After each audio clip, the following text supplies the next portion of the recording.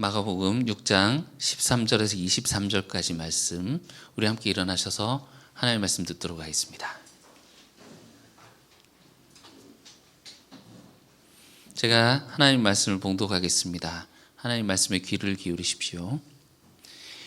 이에 예수의 이름이 드러난지라 헤롯 왕이 듣고 이르되 이는 세례 요한이 죽은 자 가운데서 살아났도다. 그러므로 이런 능력이 그 속에서 일어나느니라 하고, 어떤 이는 그가 엘리야라 하고, 또 어떤 이는 그가 선지자니 옛 선지자 중 하나와 같다 하되, 헤롯은 듣고 이르되 내가 목벤 요한 그가 살아났다 하더라.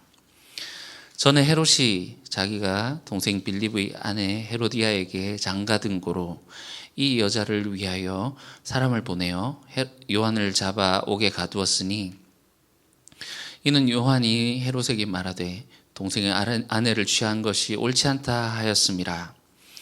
헤로디아가 요한을 원수로 여겨 죽이고자 하였으되 하지 못한 것은 헤롯이 요한을 의롭고 거룩한 사람으로 알고 두려워하여 보호하며, 또 그의 말을 들을 때에 크게 번민을 하면서도 달갑게 들음이러라.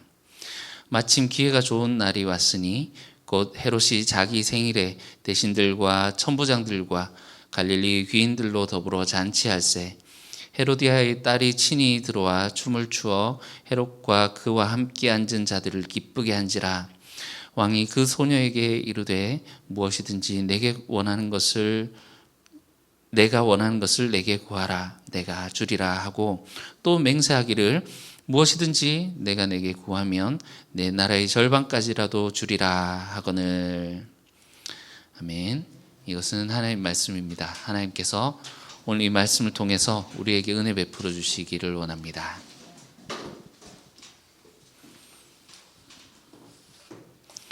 원래 오늘 본문이 29절까지입니다. 29절까지 이어지는 이야기인데, 한 번에 쓱 보기에는 이 세상의 나라, 세상 질서에 대해서 적나라하게 보여주는 이 장면들, 우리가 묵상할 것도 많고 볼 것들이 많아서 분량도 그렇고요. 두 번에 나누어서 설교를 하고자 합니다. 그래서 오늘은 23절까지만 보실 텐데요. 지난주에 우리는 예수님이 12제자를 불러서 파송하시는 그런 장면을 보았습니다.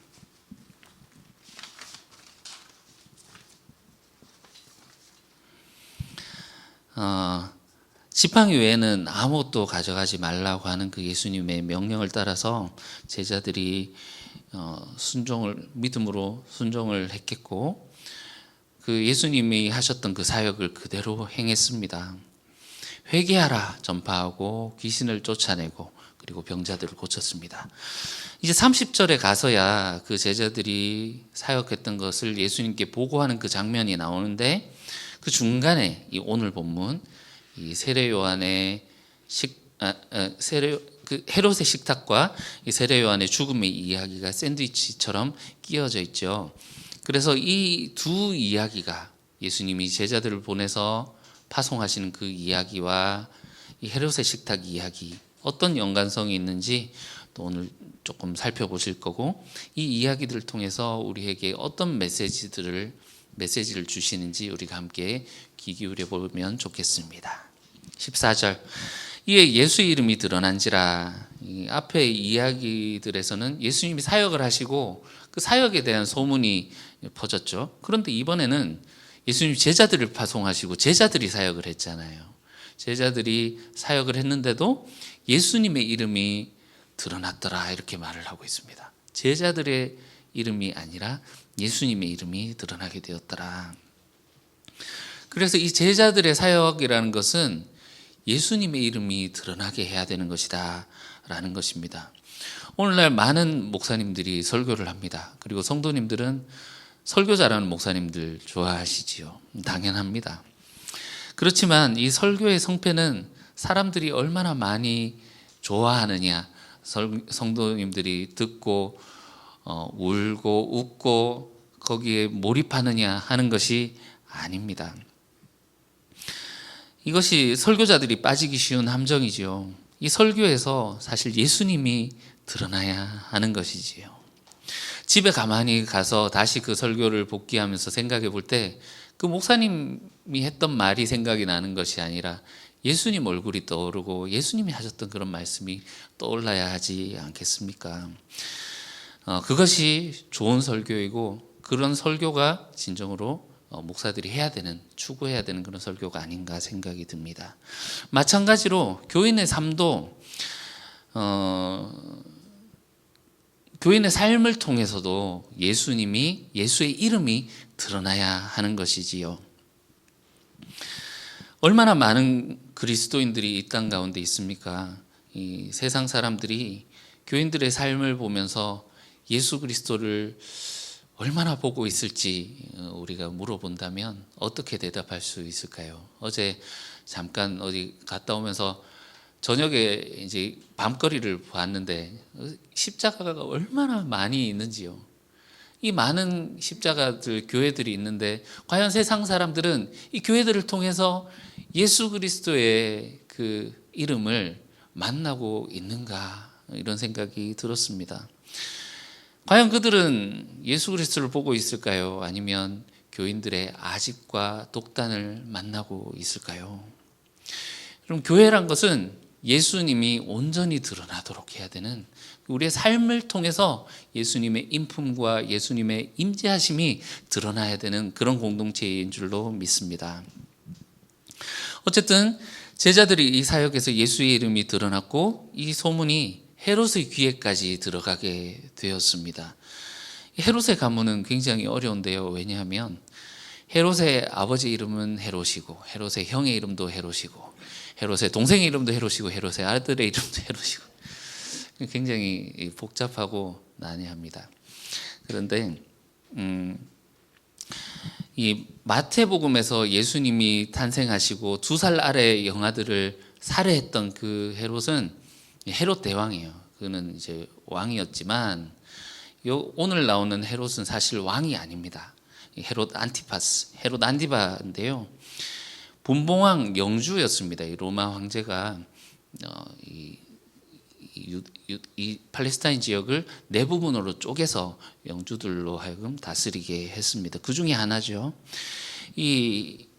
그런데도 불구하고 마가가 헤롯 왕이 이를 들었다라고 왕이라고 칭하고 있지 않습니까? 그래서 어떤 학자들은 이 마가가 실수한 것이다, 잘 몰랐을 것이다, 그래서 실수한 것이라고 이렇게 얘기를 하기도 하는데, 또 어떤 학자들은 마가가 의도적으로 이 왕이라고 붙여서 약간 조롱하는 듯한 이 세상의 왕의 모습이 어떠한지를 보여주려고 한다, 이렇게 말을 하기도 합니다. 저는 후자가 옳다라고 생각을 하는데, 왜냐하면 25절 이후로 보시면 그 나오는 등장 인물들이 이름이 나오지 않고 직책들, 그리고 여기 보시면 왕, 소녀, 어머니, 이런 이름들로 쭉 일반적인 명칭들로 나오기 때문에 그렇습니다.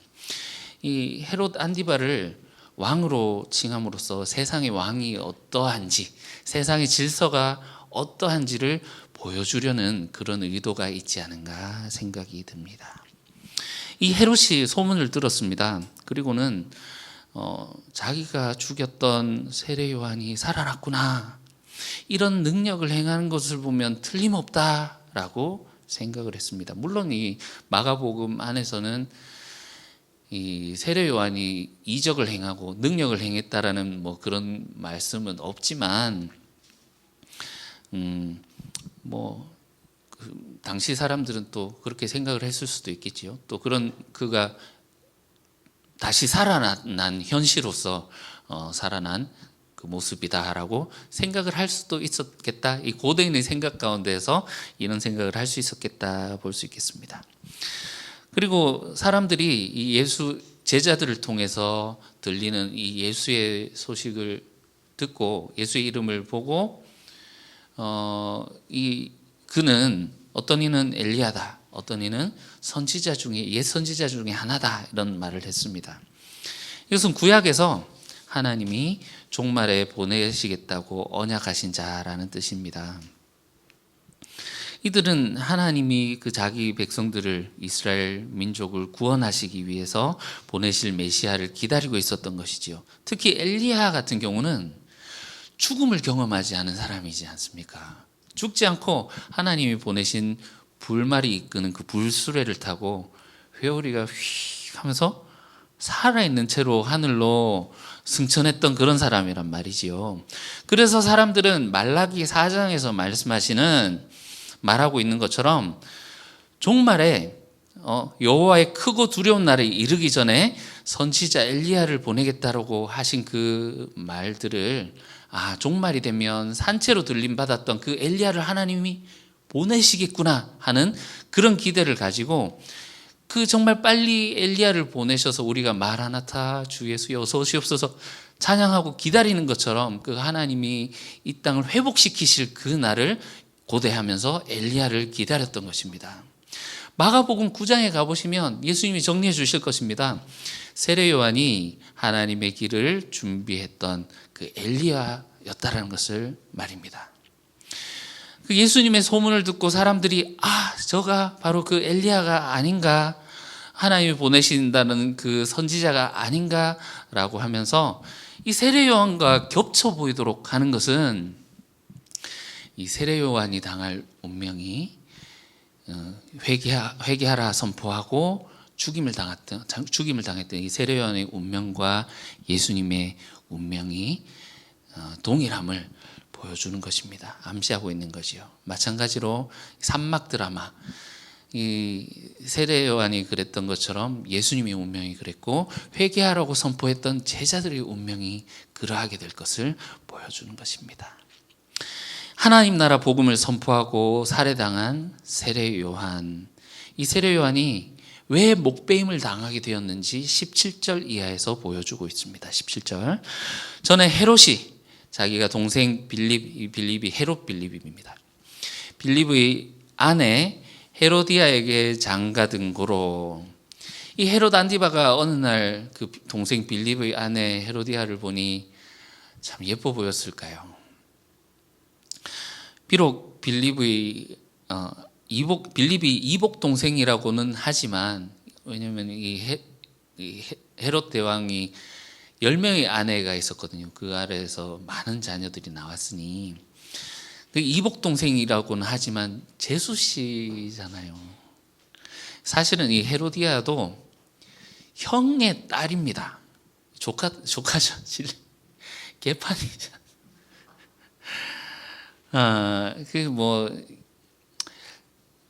그렇죠. 이 헤롯도 마음에 거리낌이 있었겠지만 그는 모든 것을 소유했던 사람입니다. 이런 이야기가 있죠. 100개 중에 1개를 소유한 사람보다 99개를 소유한 사람이 더 불행하다라는 말이 있습니다. 1개를 가진 사람은 어쩌다가 이제 다른 1개를 딱 얻게 되면 참 기뻐하고 거기서 행복을 누리는데, 99개 가진 사람은 늘 자기가 가지지 못한 1개에 집중하느라고 나는 불행하다라고 늘 여긴다라는 거죠. 1개만 있으면 내가 완벽하게 될 텐데, 1개만 더 찬다면은 내가 행복할 텐데 하면서 늘 가람 가운데 그렇게 살아간다라는 그런 말이 있습니다. 결국 이 헤롯은 다른 모든 것을 가지고 있는 것 같지만 그가 가지지 못한 그것에 집중하게 되었고, 결국 그 가지지 못한 것을 탈취하기에 이릅니다. 동생의 아내를 자신의 아내로 삼습니다. 그런 그에게 누구 하나 말할 수 없었겠지요.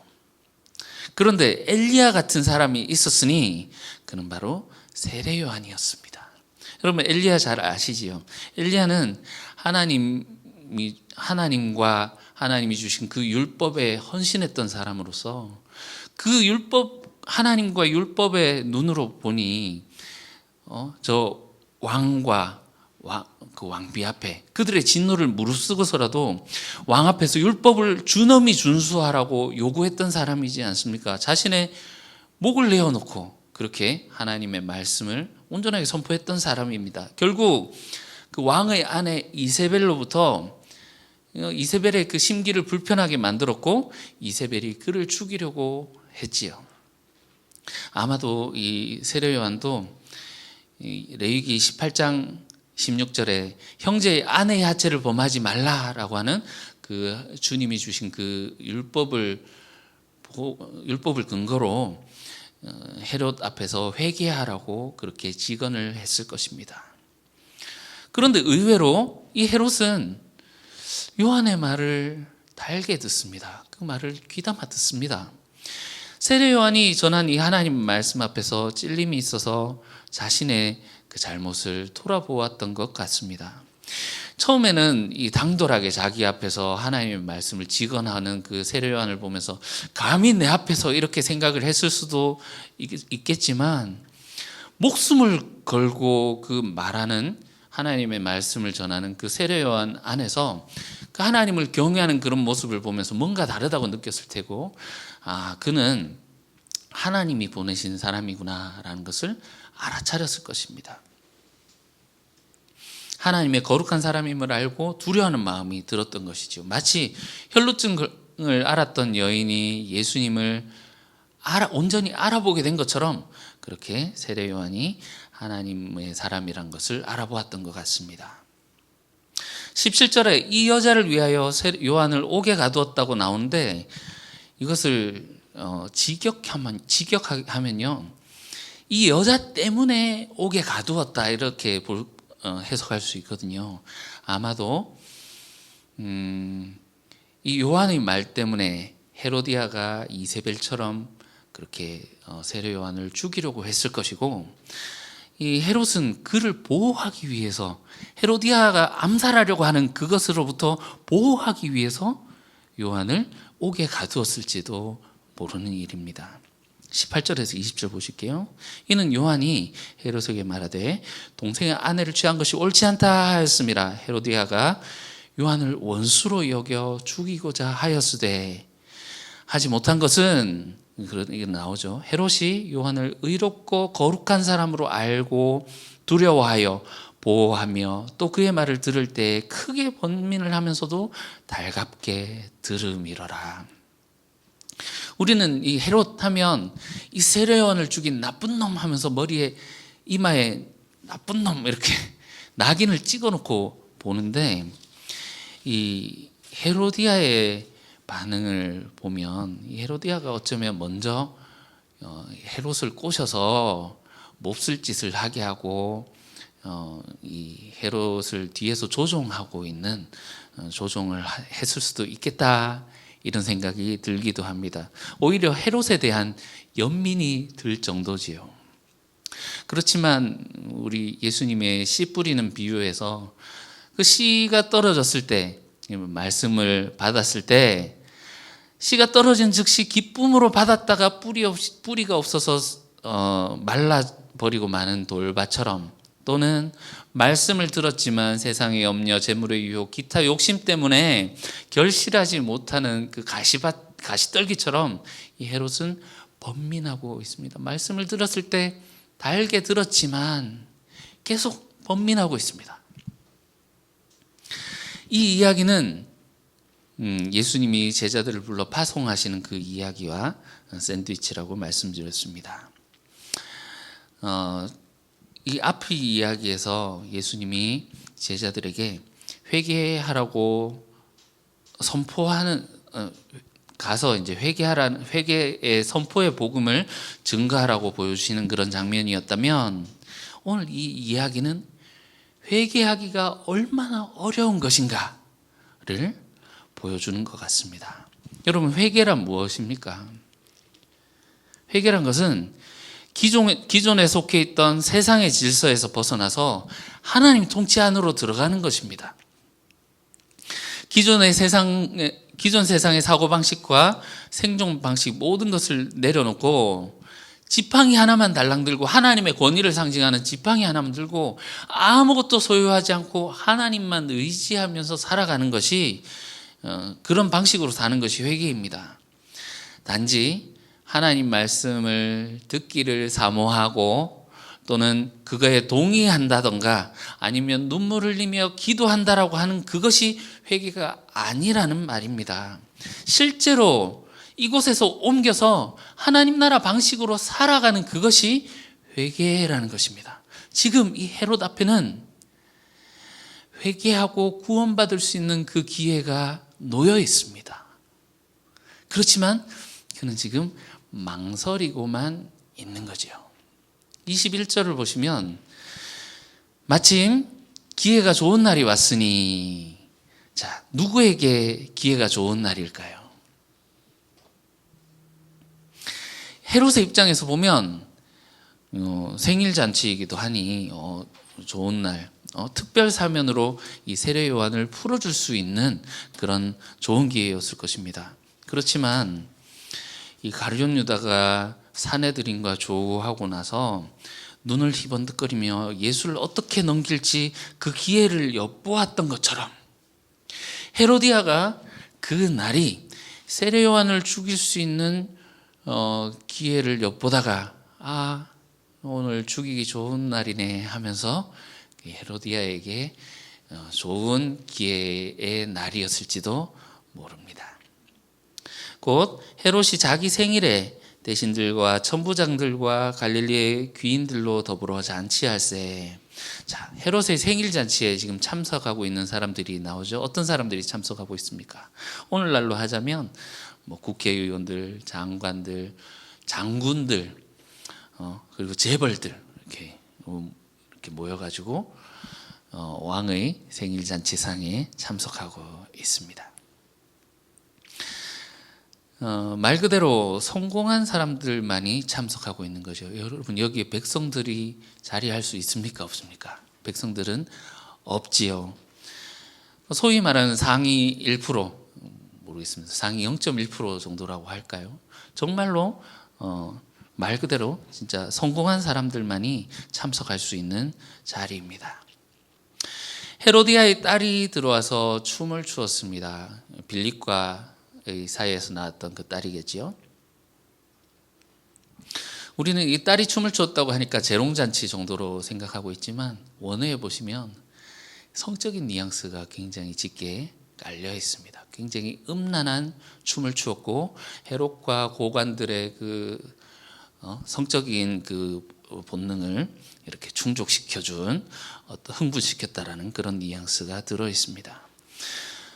또 그걸 헤롯이 보고 흐뭇해하면서 마치 구약에 나오는 그 에스더서에서 보시는 아수에로 왕처럼 거들먹거리면서 말하죠. 무엇이든지 나에게 말해라. 네가 너에게 무엇이든지 주겠다. 구한다면 나라의 절반이라도 주겠다 하면서 이렇게 권력을 과시합니다. 우린 여기서 헤롯의 통치 방식을 볼 수 있습니다. 왕을 기쁘게 하는 자는 무엇이든지 얻을 수 있다라는 겁니다. 이것은 비단 헤롯의 통치 방식만은 아닐 것입니다. 이 세상의 질서의 모습이지 않습니까? 세상은 더 높은 것으로 올라가라고, 더 많은 것을 가지라고 충동질합니다. 그것을 얻어내는 방식이 무엇입니까? 내가 원하는 것을 줄 수 있는 사람의 눈에 들기 위해서 그 사람을 접대하고 아부하고 뇌물을 바치고 그 사람 앞에서 막 손에 지문이 없어지도록 문대고 하지 않습니까? 그리고 그들은 왕이 베푼 그런 잔치에 앉아서 왕이 베풀어 준 것을 받아 먹게 되는 것이지요.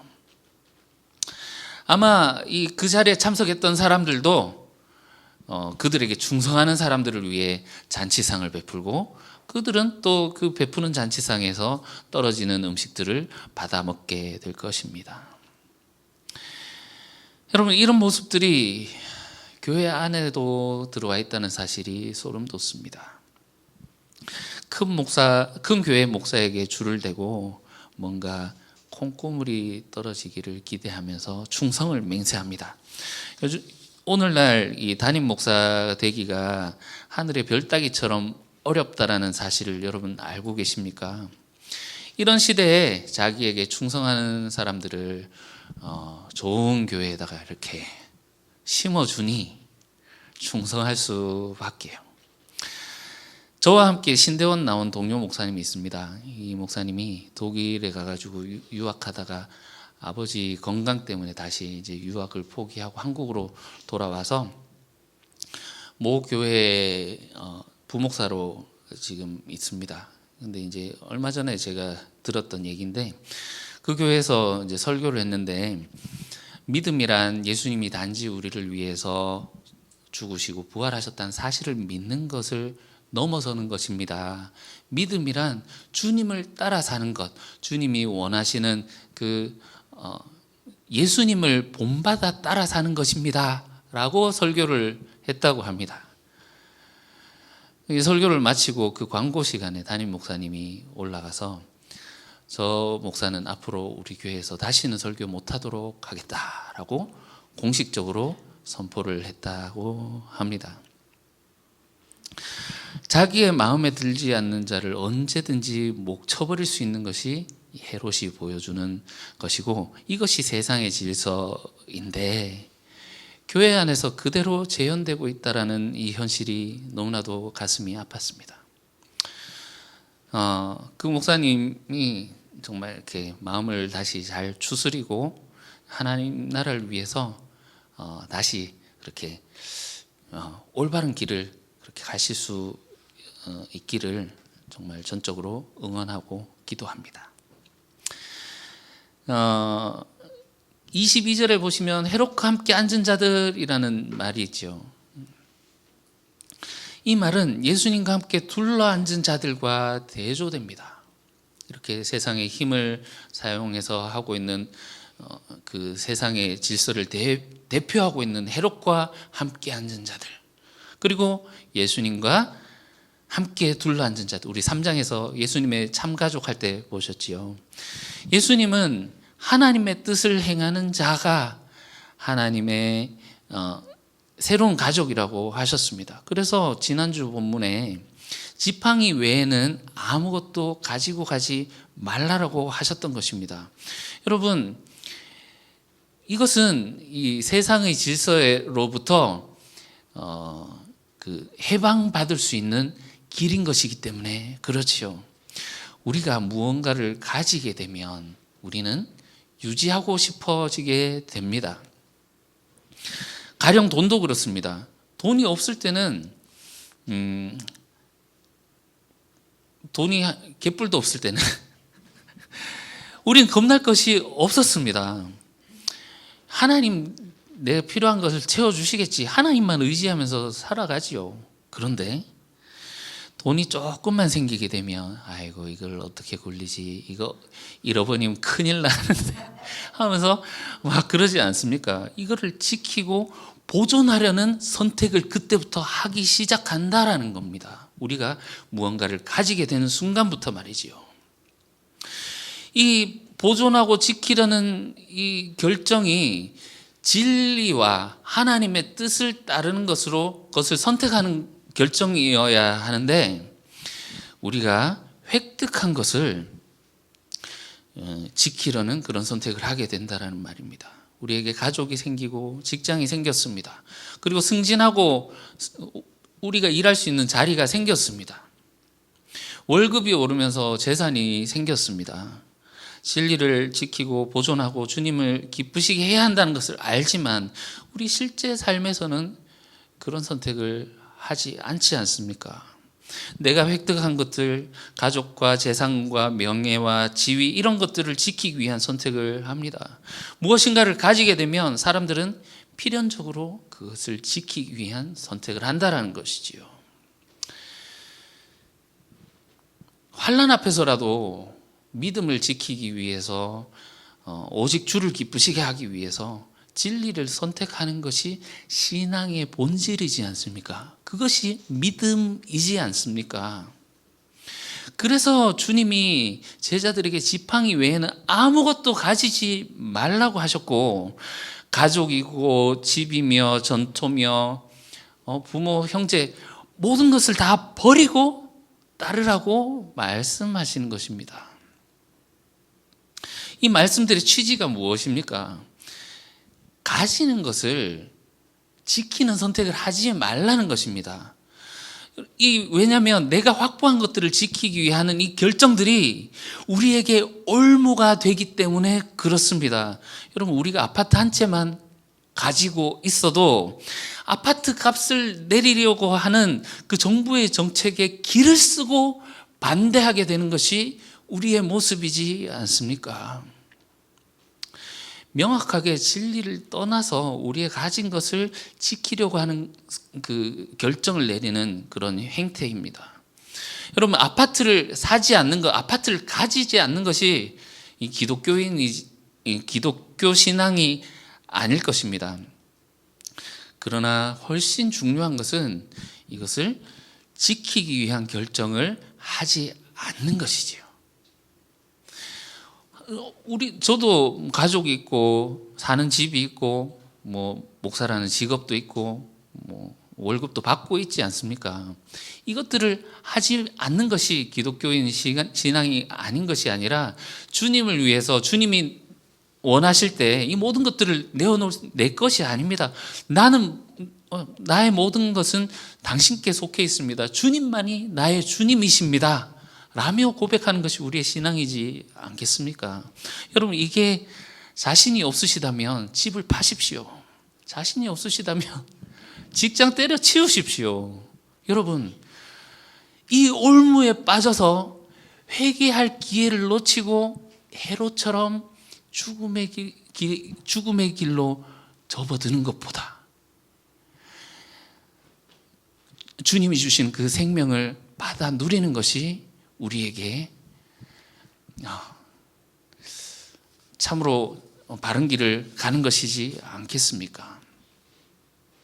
헤롯이 회개하기가 어려웠던 이유는 자신이 손에 움켜쥐고 있는 것 때문일 것입니다. 세례 요한이 의롭고 거룩한 사람이란 걸 알고 그가 회개하라고 전해준 그 말이 하나님의 말씀인 것을 알았습니다. 그렇지만 그가 지금 그것과 하나님의 말씀이라는 걸 알았다는 그것과 그가 지금 가지고 있는 것, 이 헤로디아를 놓지 못했기에 왕의 권위로 세례 요한을 놓아주기보다는 가두어 놓고 기회를 보고 있었던 것이지요. 마침 풀어주기 좋은 기회가 왔다라고 생각했겠지만 오히려 악의 세력에게 세례 요한의 목을 갖다 바치게 되는 그런 악의 도구로서 쓰임을 받는 그런 기회를 제공해주고 말았습니다. 26절에 보시면요, 자기가 무엇이든지 요구하면 주겠다고 맹세한 것과 앉아서 보고 있는 자들 때문에 여기서 번복하게 되면 어떻게 됩니까? 다 주겠다 했는데 세례 요한 그거 안 되는데 하면은 앉아있는 사람들이 뭐라고 생각하면 이거 저 왕 저 등신 쪼다 같은 게 자기가 말한 것도 지키지도 못하고 왕의 권위가 땅에 추락하지 않겠습니까? 자기가 지금 손에 쥐고 있는 이것을 놓지 못하기 때문에, 그죠? 여기서 심히 근심하고 있는 것입니다. 하나님의 말씀과 자기가 가지고 있는 것을 잃어버린 것 사이에 고민하고 있는 것이죠. 결국 구원받을 수 있는 기회를 잃어버리고 맙니다. 헤롯을 왕이 아니지만 왕이라고 한 것은 그 왕이라는 자들은 세상의 모든 권력을 가지고 있는 자 같이 보이지만 결국 자기가 할 수 있는 것은 아무것도 없음을 보여주고 있는 것입니다. 이게 왕이냐라고 지금 이 마가는 이 장면을 통해서 우리에게 보여주고 있는 것입니다. 헤로디아가 딸에게 요구를 하고 있고 딸이 헤롯을 함정에 빠뜨려서 죄악을 저지르게 하는 모습에서 우리는 창세기 3장에서 뱀이 여자를 꼬여서 아담을 타락하게 한 그 모습을 찾아볼 수 있습니다.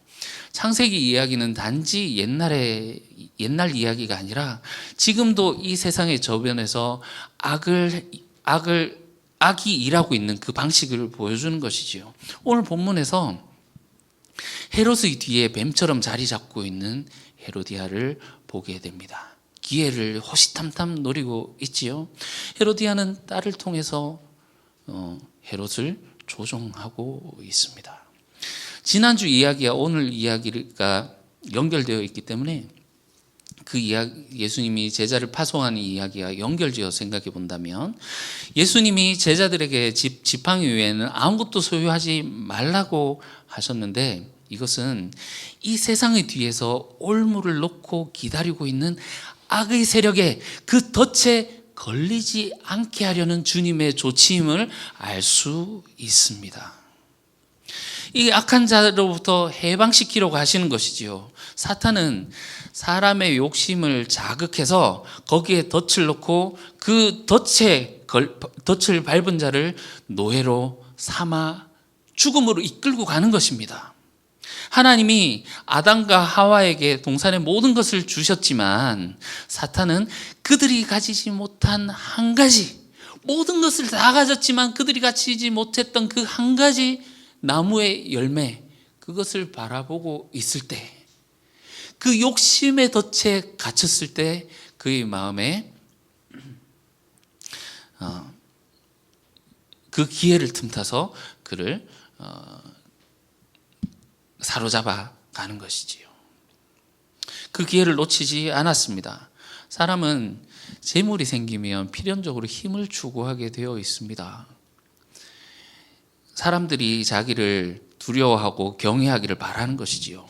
결국 하나님의 자리를 탐내는 것입니다. 그렇지만 그가 그 권력과 재물에 취해서 힘을 휘두르지만, 결국 그가 이렇게 줄 달아가지고 움직이는 인형처럼 사탄에 의해서 통제당하고 자기 마음대로 할 수 있는 것이 아무것도 없음을 오늘 본문에서 볼 수 있지 않습니까? 사탄의 통제 아래서 그가 시키는 대로 하고 있는 것을 볼 수 있습니다. 헤롯이 왕처럼 보이지만 오늘 이야기에서 이 헤롯이 원하는 대로 하는 것이 아무것도 없었던 것처럼 말입니다. 정리하겠습니다. 오늘 우리는 이 세대의 질서 속에 속한 헤롯과 함께 앉은 자들과 하나님 나라에 속한 예수님과 함께 있는 자들의 대조를 보고 있습니다. 하나님 나라의 복음에는 회개와 믿음이 요구되는 것입니다.